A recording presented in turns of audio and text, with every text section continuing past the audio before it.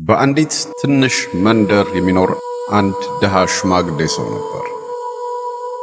አንድ ነጭ ውብ ግርማ ሞገስ ያለው ብርቱ ፈረስ ነበረው። የመንደሩ ሰዎችና የአገሪቱም ንጉሥ ሳይቀር በጣም ይቀኑበት ነበር።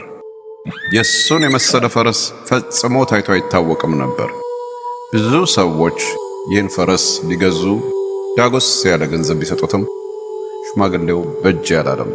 ምክንያቱም ሲገልጽ ይህ ፈረስ ለኔ ፈረስ አይደለም፣ ለኔ እንደ ሰው ነው፣ ንብረቴ አይደለም፣ ወዳጄ ነው። ወዳጅ እንዴት ይሸጣል ይላቸው ነበር። ድህነት በየጊዜው ቢፈታተነውም ፈረሱን ፈጽሞ አልሸጠውም። አንድ ማለዳ ፈረሱ ከጋጣው ጠፋ። የመንደሩ ሰዎች ወደ ሽማግሌው መጡና አንተ ጅል፣ ፈረስ ሊሰረቅ እንደሚችል መገመት ነበረብህ። ልትሰረቅ እንደምትችልም አስጠንቅቀናል።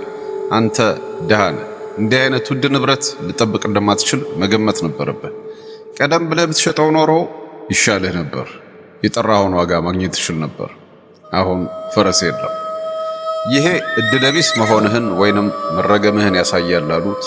ዘበቱበት። ሽማግሌውም ፈጥናችሁ ወደ ፍርድ አትምጡ፣ ማለት ያለባችሁ ፈረሱ በጋጣ ውስጥ የለም ብቻ ነው። የምናውቀው ያን ብቻ ነው። ከዚህ የቀረው ፍርድ ነው። ተረግሜ ልሁን አይሁን በምን ታውቃላችሁ? ስለምንስ ፈጥናችሁ ትፈርዳላችሁ? የመንገዱ ሰዎች ግን ሊሰሙት አልወደዱ። እኛን አታጃጅል፣ ፈረስህ ስለመጥፋቱ ከመርገም የተነሳ እንደሆነ ለማወቅ ነቢይ ወይንም ትልቅ ፈላስፋ መሆን አይጠበቅብንም አሉት። ሽማግሌውም መልሶ እኔም ማውቀው ጋጣው ባዶ መሆኑን፣ ፈረሱ መሄዱን ብቻ ነው። መርገም ይሁን በረከት የማውቀው ነገር የለም። ማየት የምንችለው ያልተሟላ ነገር ነው። ቀጥሎ ምን እንደሚሆን ማን ያውቃል አላቸው። የመንደሩ ሰዎች ተሳለቁበት። ሽማግሌውንም እንዳበደና እንደ ጅል ቆጠሩት። አእምሮ በትክክል የሚሰራ ሰውማ እንዲህ አይነት ፈረስን በውድ ዋጋ ሸጦ ተንደላቆ መኖር ይችል ነበር። ካለ ጫካ ዞሮ የማገዶ እንጨት በመሸጥ ከእጅ ወደ አፍ የሚኖር ሰው ነው። ታዲያ ይሄ ጅልነቱን አያስመሰክርም እያሉ እርስ በርሳቸው ተነጋገሩ። ከ15 ቀን በኋላ ፈረሱ ተመልሶ መጣ። አልተሰረቀም። እንዲያውም ዝም ብሎ ወደ ጫካው ገብቶ ነው። ሲመለስ ግን ወደ ደርዘን የሚሆኑ የጫካ ፈረሶቹን አስከትሎ መጣ። ይህንን የሰሙ የመንደሩ ሰዎች ወደ ሽማግሌው መጡና አንተ ትክክል ነበርክ፣ እኛ ነበርን የተሳሳትነው። እኛ እርግማን ብለን ያሰብነው ለካ በረከት ነበር። እባክህን ይቅር በለን ይማጸኑት ገቡ።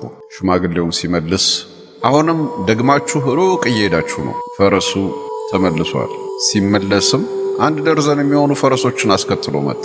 ብቻ በሉ አትፍረዱ። ይሄ በረከት ይሁን መርገም በምን ታውቃላችሁ? ያልተሟላ ነገር ነው ያያችሁት። ሙሉንስ ታሪክ ሳታውቁ ለምን ትፈርዳላችሁ? የመጽሐፉን 1 ገጽ ብቻ አንብባችሁ አንድን መጽሐፍ እንዲህ ነው ማለት ትችላላችሁ? ሕይወት እንደ ባህር ሰፊ ናት። እናንተ ግን 1 ገጽ ወይንም 1 ቃል ብቻ አንብባችሁ ትፈርዳላችሁ። ያገኛችሁት ያልተሟላ መረጃ ነው። ይሄ በረከት ነው አትበሉ። ማንም ሰው ይህን ሊያውቅ አይችልም። እኔ በማውቀው ረክቻለሁ፣ በማላውቀው ነገር ደግሞ አልረበሽም አላቸው። እርስ በርሳቸው ሽማግሌው ትክክል ሊሆን ይችላል ተባባሉና ብዙም ከመናገር ተቆጠቡ። በውስጣቸው ግን ሽማግሌው እንደተሳሳተ ያስቡ ነበር። እነሱ በረከት እንደሆነ ያውቃሉ። ከአንድ ፈረስ ጋር 12 ፈረሶች ተከትለው ከመጡ እነዚህ ፈረሶች ትንሽ ከገሯቸው ሊሰለጥኑና በጥሩ ዋጋ ሊሸጡ ይችላሉ። ሽማግሌው አንድ ወንድ ልጅ ነበረው። ወንድ ልጁም የጫካ ፈረሶቹን መግራት ጀመረ። አንድ ቀን ፈረሶቹን በማሰልጠን ላይ እንዳለ ከአንዱ ፈረስ ላይ ይወድቅና 2ቱም እግሮቹ ይሰበራሉ። የመንደሩ ሰዎች በሽማግሌው ዙሪያ እንደገና ተሰበሰቡና ፍርዳቸውን መሰንዘር ጀመሩ። አንተ ትክክል ነህ። እነዚህ 12 ፈረሶች በረከትም አይደሉም፣ መርገሞች ናቸው። በእነሱ ምክንያት አንዱ ልጅህ 2ቱንም እግሮቹን ተሰበሩ። በዚህ በእርጅና ዘመንህ ጧሪ አጣህ። ከምን ጊዜውም በላይ አሁን ነው ምስኪን የሆንከው አሉት። ሽማግሌውም መልሶ እንዲህ አላቸው፣ እናንተ ሰዎች በፍርድ ተለክፋችኋል ልበል? አሁንም መርቃችሁ አትሂዱ። የልጄ እግሮች ስለመሰበራቸው ልትናገሩ ትችላላችሁ። ይህ መሰበር ግን በረከት ይሁን እርግማን ማን መናገር ይችላል? ማንስ ያውቃል? ማንም ሰው አያውቅም። ሕይወት ተሟልታ አትመጣም አላቸው። ከጥቂት ዓመታት በኋላ ሀገሪቱ ከጎረቤት ሀገር ጋር ጦርነት ገጠማት። የመንደሩ ወጣቶች በሙሉ ወደ ጦር ግንባር እንዲዘምቱ የምልመላ አዋጅ ታወጀ። የሽማግሌው ልጅ ብቻ በስብራቱ ምክንያት ከዘመቻው ቀረ። ልጆቻቸው ወደ ጦር ግንባር የሄዱባቸው የመንደሪቱ ሰዎች ሽማግሌውን ከበው ይላቀሱ ጀመር። ስለ ልጆቻቸው መመለስ እንኳን እርግጠኛ መሆን አልቻሉም። ሀገሪቱን የገጠማት ጠላት ብርቱ ስለነበር የመመለሳቸው ነገር አጠራጣሪና እድሉ ጠባብ ነበር። መሸነፋቸው አይቀሬ ነው። ዳግም ልጆቻቸውን ላይ ያዩ ሽማግሌውን አንተ ትክክል ነህ፣ እግዚአብሔር ትክክል እንደሆንክ ያውቃል። ይህ የተከሰተው ነገር ይሄን ያረጋግጣል። የልጅህ ስብራት በረከት ነበር። እግሮቹ ቢሰበሩም ቢያንስ ካንተ ጋር በሕይወት አለ። የእኛን ልጆች ግን ዳግም ላናያቸው እንችላለን። ሽማግሌው መልሶ ከእናንተ ጋር መነጋገር ፈጽሞም አይቻልም። ሁልጊዜም ለመደምደም ትቸኩላላችሁ። አሁንም ለማለት የምትችሉት ልጆቻችሁ ወደ ጦርነት መሄድ እንደነበረባቸው የእኔ ልጅ አለመሄዱን ብቻ ነው። ይሄ በረከት ይሁን እርግማን ከእግዚአብሔር በቀር ተጠቦ የሚያውቅ የለም አላቸው። ሽማግሌው ትክክል ነበር።